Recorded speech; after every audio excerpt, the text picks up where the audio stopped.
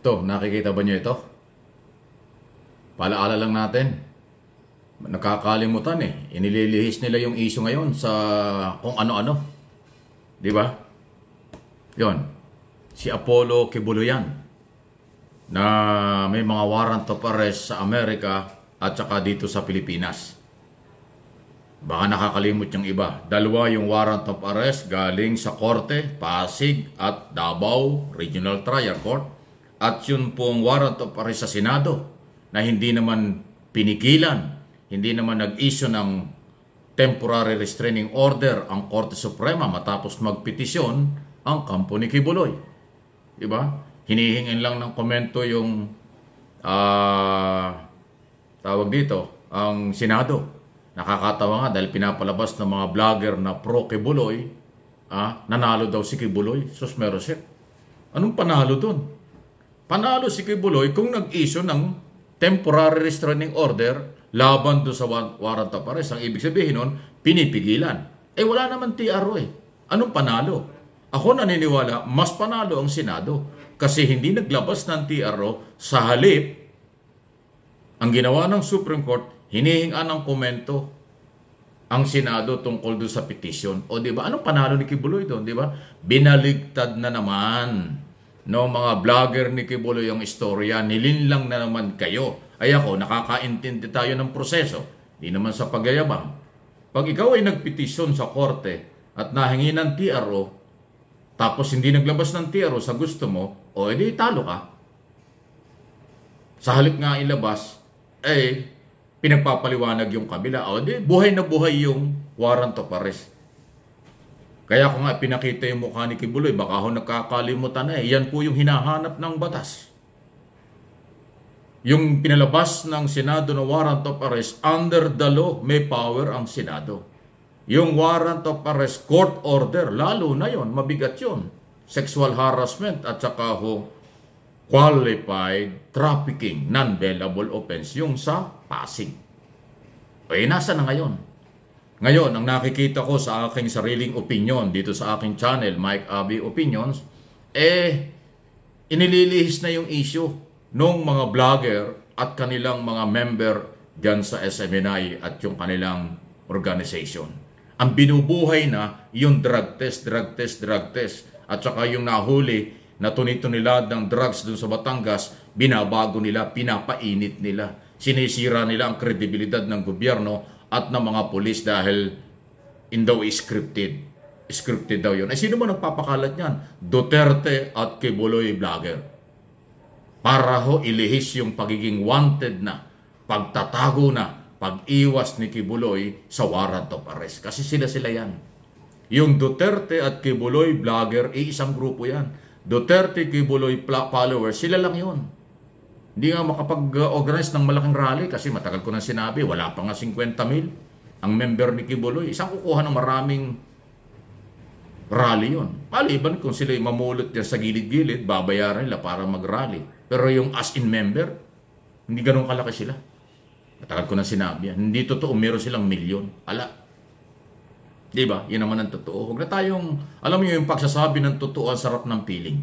Ang sarap ng pakiramdam. Pero yung kasinungalingan or i-divert yun or ilihis yung mga istorya, yun yung mabigat sa damdamin. Pero ginagawa nila yun. Manhid na sila doon sa ganong sistema. Ako hindi. Malaya kung sinasabit, ginagawa ang totoong balita. Walang personalan. Sila lang ang nagsasabi na may personal o hindi makamupon, kalokohan yon. Mga garbage na argumento yan. Garbage na argumento dahil gusto lang nilang pagtakpan yung mga amo nila.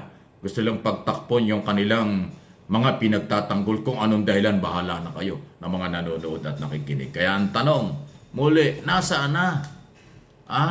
Nasa na itong hinahanap ng batas dito sa Pilipinas at saka sa Estados Unidos, di ba? Bakit hindi po yan nakikita? Nalilin lang na tayo na anong tawag dito na baka napapalusot na ng ibang issue, di ba? Dahil nga ginagamit na po yung